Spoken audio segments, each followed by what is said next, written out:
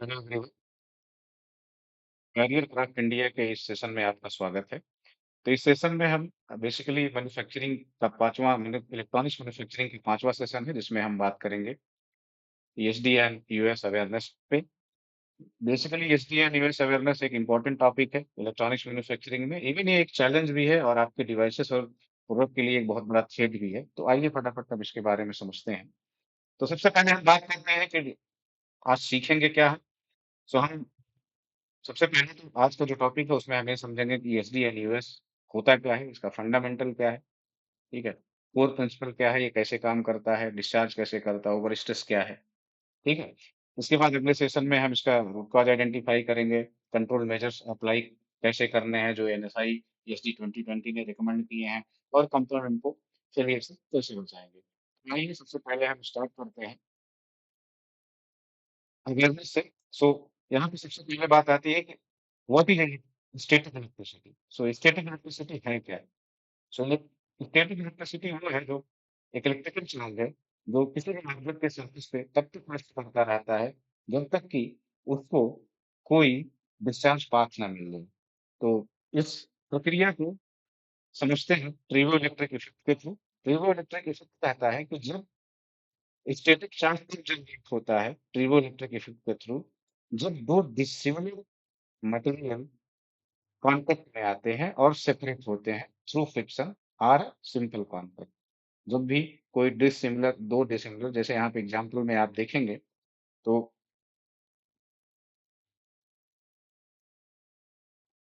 यहाँ पे देखेंगे तो पहला मटेरियल है वूल क्लॉथ, दूसरा मटेरियल है वैल्यूम। ये दोनों आपस में कॉन्टैक्ट में आए और जब ये दोनों सेपरेट हो रहे थे फ्रिक्शन क्रिएट हुआ तो यहाँ पे चार्ज जनरेट हुई। तो that is called ट्यूबो electric. Even अगर आप सर्दियों के मौसम में वूलन क्लॉथ पहनते हैं तो आप इसको सिमुलेट कर सकते हैं। कैसे सिमुलेट करना? आप कमरे की लाइट ऑफ कर दीजिए और कोई भी वूलन क्लॉथ आपने पहना हुआ है जस्ट उसको अपनी बॉडी से सेपरेट करिए। आपको बहुत सारी छोटी-छोटी लाइटनिंग दिखेगी जो कि सेम है ट्रिबो इलेक्ट्रिक इफेक्ट की वजह से। That is called static charge. Manufacturing environment में ये रूटीन एक्टिविटी में कॉन्स्टेंटली होता रहता है। जब भी आप फ्लोर पे वॉक करते हैं, किसी प्लास्टिक बॉक्स को या किसी ऑब्जेक्ट को वर्क बेंच पे स्लाइड करते हैं या कोई कंपोनेंट किसी पैकेजिंग में से रिमूव करते हैं, तो इस दौरान 1000 वोल्ट स्टैटिक चार्ज जनरेट होता है आपकी बॉडी पे या मटेरियल पे। That is called static electricity. अभी बात करते हैं कि ईएसडी क्या है। ईएसडी इलेक्ट्रोस्टैटिक डिस्चार्ज है, जो चार्ज जनरेट हुआ, जो चार्ज अभी जिसके बारे में हमने बात किया स्टैटिक चार्ज, जैसा कि हमने बात किया था कि वो तब तक उस सरफेस पे रेस्ट करता है जब तक उसको कोई डिस्चार्ज पाथ नहीं मिल जाता है। जब उसको कोई डिस्चार्ज पाथ मिल जाता है, वो रैपिड और स्पॉन्टेनियस ट्रांसफर होता है एक बॉडी से दूसरी बॉडी में, जो कि इलेक्ट्रिकली उनका पोटेंशियल जिनका डिफरेंट होता है। जब भी वो क्लोज प्रॉक्सिमिटी में आते हैं या डायरेक्ट कॉन्टैक्ट में आते हैं, तो एक जगह से दूसरी जगह पे ट्रांसफर होता है। तो अगर आप सोचें कि अ, जो नेचुरल लाइटनिंग होती है, लाइटनिंग बोल्ट भी जिसको बोलते हैं, स्पेशली रेनी सीजन में, तो जब भी लाइटनिंग होती है, वो इसलिए होती है कि जो क्लाउड और ग्राउंड का जो चार्ज है, उनके बीच जो पोटेंशियल डिफरेंस है, उनको इक्वलाइज़ करने के लिए ये लाइटनिंग होती है। तो जो ईएसडी है, ये इलेक्ट्रोस्टैटिक डिस्चार्ज है, वो चार्ज डिफरेंस को इक्वलाइज़ करता है, जो भी चार्ज ऑब्जेक्ट होता है, लाइक आपके पास हो सकता है और उसको वो थ्रू सेंसिटिव इलेक्ट्रॉनिक कंपोनेंट कोई भी डिवाइस है। तो ये डिस्चार्ज नैनोसेकंड के लिए होता है, लेकिन इतनी एनर्जी ड डिलीवर करता है उस कंपोनेंट को कि वो कंपोनेंट या तो डैमेज हो सकता है या वो डिग्रेड हो सकता है, स्पेशली सेमीकंडक्टर डिवाइसेस। ये डिस्चार्ज जो है आपको सेveral एमपीएस तक पहुँच सकता है। लोकलाइज़ लोकलाइज़ मीन्स कि आपके कंपोनेंट में हीटिंग जनरेट कर सकता है या मेल्ट कर सकता है, वेपोराइज़ कर सकता है। अगर आप देखेंगे तो सेमीकंडक्टर्स में बहुत सारे माइक्रोस्कोपिक जंक्शन होते हैं इंटीग्रेटेड सर्किट के अंदर, जिनको वो डैमेज कर सकता है, तो जिससे आपका कंपोनेंट फेल होता है। तो स्टैटिक एंड ईएसडी आपको समझ में आई होगी। अभी हम एक इम्पोर्टेंट फैक्टर के बारे में बात करते हैं। वो इम्पोर्टेंट फैक्टर है कि डेंजर कंपोनेंट्स जो है बहुत ज़्यादा सेंसिटिव होते हैं टुवर्ड्स टीएसडी। जो मॉडर्न इलेक्ट्रॉनिक्स में कंपोनेंट हैं, वो एक्स्ट्रा ऑर्डिनरी वल्नरेबल हैं टीएसडी डैमेज के लिए। जैसे कि वो बहुत ज़्यादा सेंसिटिव है। सेमीकंडक्टर टेक्नोलॉजी आज के टाइम पे स्मॉलर पैकेज पे काम करती है due to reducing the power lower power consumption, ठीक है ना? लोअर जो अगर एक मूर्स लॉ कोई पढ़ा होगा या आप पढ़ेंगे, अगर नहीं जानते तो आप जाके पढ़िएगा, जो कि इंटेल के संस्थापक थे। इंटेल आप सबको पता है कि बहुत बड़ी चिप डिज़ाइनर एंड मैन्युफैक्चरर है, खास करके सेमीकंडक्टर में एक बड़ा नाम है। तो जितना ही आईसी छोटी होती जाएँगी, उसमें पावर सप्लाई की कम ज़रूरत पड़ेगी और रिस्पॉन्स उसका फ़ास्ट होगा। तो जितना ही जियोमेट्रिकली ये आईसी छोटी होती जाती है, उतना ही ज़्यादा वो ईएसडी के प्रति सेंसिटिव होती जाती है, क्योंकि उनके जो कनेक्शंस होते हैं, उनके जो इंटरनल कंपोनेंट आर्किटेक्चर होता है, वो बहुत ही माइक्रोन में या नैनोमीटर्स में होते हैं, राइट? सो इसलिए वो इलेक्ट्रोस्टैटिक डिस्चार्ज के थ्रू उनकी सेंसिटिविटी जो है ड्रामेटिकली इंक्रीज़ हो जाती है और वो जो है ह्यूमन और वहाँ पे एक बहुत बड़ा गैप भी है। गैप ये है कि जो ह्यूमन जितनी फ़ील कर सकता है स्टैटिक चार्ज को, उससे कई गुना कम में वो डैमेज हो जाते हैं। इसीलिए ये क्रिटिकल हैज़ार्ड है आपके वर्क प्लेस के लिए। तो अगर हम बात करें, तो जो ह्यूमन बॉडी पर्सीव करती है, जिसको वो फ़ील करती है, वो वोल्टेज स्टैटिक वोल्टेज लेवल है मोर देन 3000 वोल्ट। बट यहाँ पे अगर आप कंपोनेंट्स देखोगे, मॉडर्न इलेक्ट्रॉनिक्स कंपोनेंट हैं, वो क्लास 0 में आते हैं, जिसमें आरएफ डिवाइसेस हो गई, 4G, 5G आईसीज़ हो गई, माइक्रो प्रोसेसर हो गए, वो 15 टू 100 वोल्ट पे डैमेज हो जाते हैं। सीमॉस टेक्नोलॉजी जो थी इससे पिछली वाली, वो 100 टू 250 पे। टीटीएल लॉजिक जो इनिशियल सेमीकंडक्टर आईसीज़ थी, वो 500 पे। तो कहने का मतलब ये है कि आपके कंपोनेंट 0 से 15 वोल्ट और 100 वोल्ट पे डैमेज हो जाते हैं, लेकिन आपकी बॉडी फ़ील करती है मोर देन 3000 वोल्ट, जो कि आप जनरेट करते हो। तो आपको पता ही नहीं चलेगा, आपके कंपोनेंट फेल हो जाएँगे, राइट? तो यहाँ पे क्रिटिकल अंडरस्टैंडिंग ये है कि कोई बंदा पर्सनली अगर एक विनाइल फ्लोर पे सिंपली वर्क कर रहा है, वो मोर देन 20,000 वोल्ट जनरेट करेगा, बट उसको फ़ील कुछ नहीं होता है। जबकि 50 वोल्ट का डिस्चार्ज जो है, स्टैटिक चार्ज का डिस्चार्ज जो है, आपके कंपोनेंट को परमानेंटली डैमेज कर सकता है, राइट? यहाँ पे देखेंगे कुछ स्टेटस दिए हुए हैं कि voltage generator versus component damage कितने अ, स्टैटिक चार्ज लेवल पे होता है। तो यहाँ पे देखेंगे कि अगर आप वॉक करते हैं कारपेट पे तो मोर देन 30,000 वोल्ट्स, आप विनाइल फ्लोर पे वॉक करते हैं तो 13 टू 15,000 वर्कर आप सिंपल बेंच पे काम कर रहे हैं तो 6 टू 7,000 वोल्ट। ह्यूमन को फील होता है 3000 प्लस वोल्ट, लेकिन जो आपके कंपोनेंट हैं वो डैमेज हो जाते हैं टीटीएल लॉजिक 500 पे, सीएमआर सीमॉस 250 पे, क्लास 0 15 टू 100 वोल्ट पे।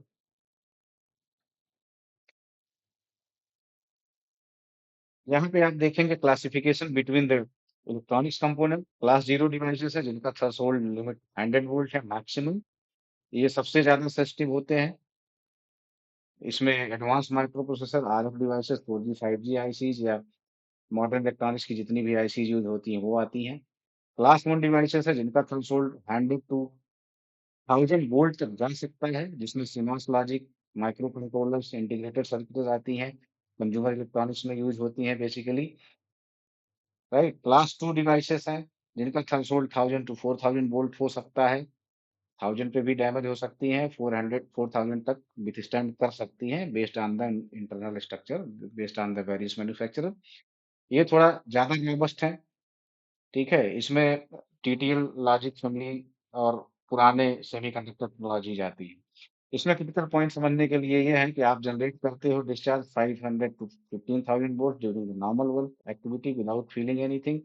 लेकिन ये जो वोल्टेज स्टैटिक वोल्टेज आपको फ़ील नहीं होता है, वो आपकी क्लास 0 डिवाइसेज़ के लिए बहुत बड़ा थ्रेट है। क्योंकि आप फ़ील करते हो 3000 वोल्ट और वो डैमेज हो जाता है 100 वोल्ट, राइट?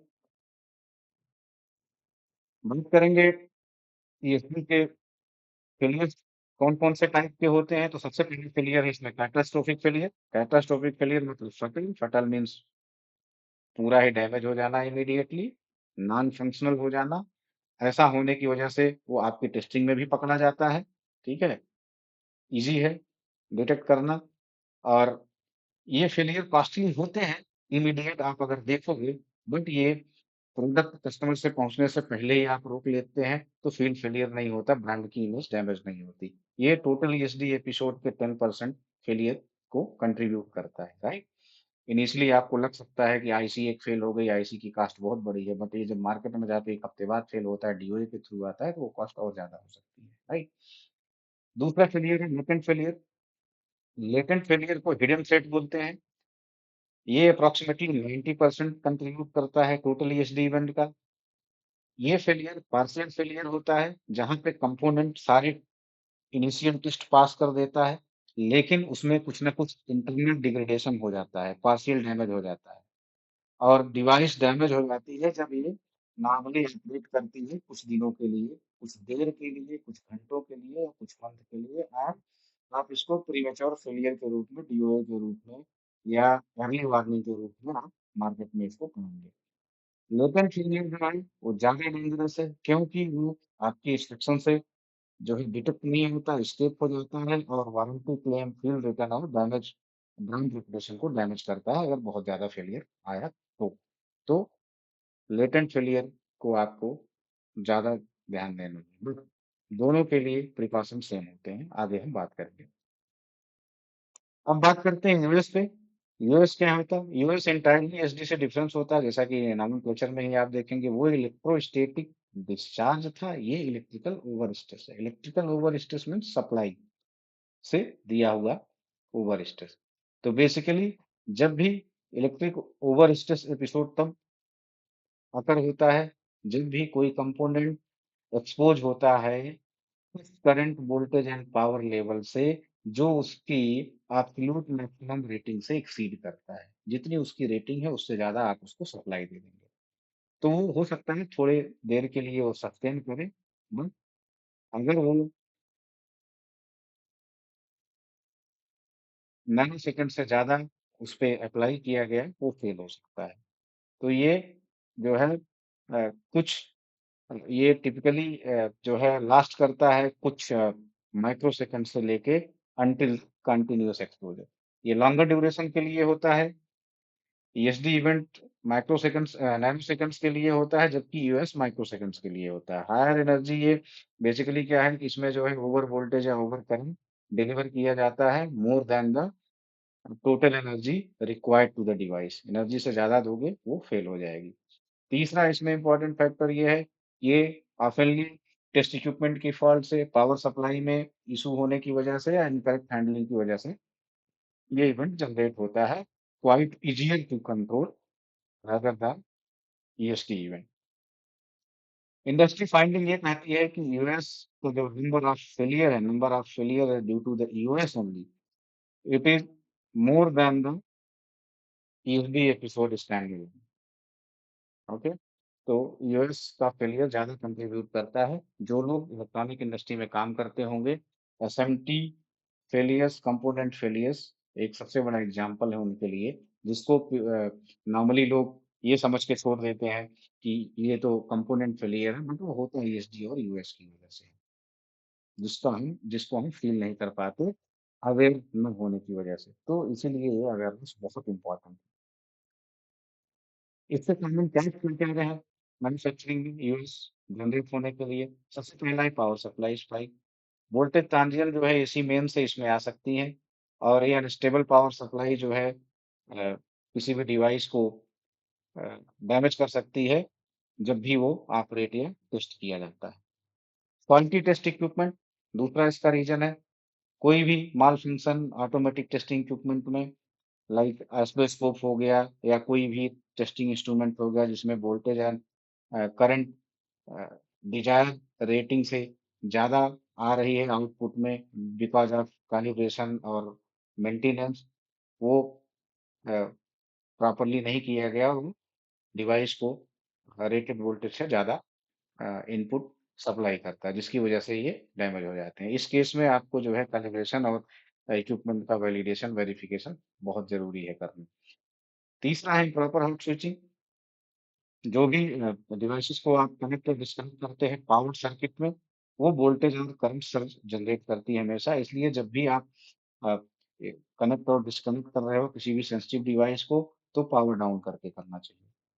उसके बाद आता है पुअरली ग्राउंडेड टूल्स। जितने भी आपके टूल्स यूज़ होते हैं असेंबली एंड टेस्टिंग में, वो ग्राउंडेड होना चाहिए properly to avoid any AC voltage leakage, जो कि कंपोनेंट की लीड को कनेक्ट करें या ट्रांसफर हो। इस खास करके सोल्डरिंग आयरन हो गया, हीट गन्स हो गया, स्क्रू ड्राइवर्स हो गया, इस तरह के इक्विपमेंट, जो कि इमीडिएट डैमेज क्रिएट कर सकते हैं। तो आज का जो अवेयरनेस प्रोग्राम था, इसमें जो की टेक अवे हैं, जो आपको आपके वर्क एरिया को प्रोटेक्ट कर सकता है, उसमें आपने सीखा कि स्टैटिक चार्ज जो है हमेशा रहेगा, बिकॉज़ कि एवरीडे एक्टिविटी में आप इसको जनरेट करते हो, that is a damaging voltage up to 20,000 volt, but आप उसको फ़ील नहीं करते हो, जो कि आपके डिवाइस को डैमेज करने के लिए काफ़ी है। आप इसको अवॉइड कर सकते हो कॉन्स्टेंटली विजिलेंस बन के और प्रॉपर प्रोसीजर फॉलो करके, राइट? मॉडर्न डिवाइस आपने ये सीखा, समझा कि मॉडर्न डिवाइसेस जो है वो ज़्यादा सेंसिटिव है। मॉडर्न डिवाइसेस में क्लास 0 कंपोनेंट्स आते हैं, जो कि 15 से 100 वोल्ट स्टैटिक चार्ज पे डैमेज हो सकते हैं। सो इन कंपोनेंट्स को बहुत हाई लेवल का प्रोटेक्शन चाहिए against ESD and US, ESD specially. Latent failure की बात करें तो 2 टाइप के फेलियर होते हैं। दोनों में सबसे ज़्यादा डेंजरस फेलियर है latent failure. Latent failure total ESD event का 90% कंट्रीब्यूट करता है, और ये डैमेज जो होता है हिडन होता है, और ये सीधे जाके फील्ड में आपको प्रीमेच्योर फेलियर के रूप में दिखाई देता है। तो इसका जो है प्रिवेंशन बहुत क्रिटिकल है। वहीं पे अगर यूएस की बात करें, तो यूएस में डिफरेंट कंट्रोल की ज़रूरत होती है। बेसिकली ये पावर सप्लाई और faulty equipment and non grounding test instrument and tools की वजह से होता है। तो बेसिकली आपको प्रॉपर ग्राउंडिंग, इक्विपमेंट का मेंटेनेंस और current correct operating procedure follow करके इस चीज़ों से बच सकते हैं। कंप्लायंस की बात करें तो अगर एनएसआई एसडी इस 2020 कंप्लायंस आप फॉलो करते हैं, तो आप ईएसडी एंड यूएस इवेंट को ड्रामेटिकली रिड्यूस कर सकते हैं। इस सेशन में हमने कवर किया कि अ अ, अवेयरनेस होता क्या है ईएसडी, कैसे-कैसे ये एपिसोड होते हैं, किस टाइप के होते हैं, किस वजह से होते हैं।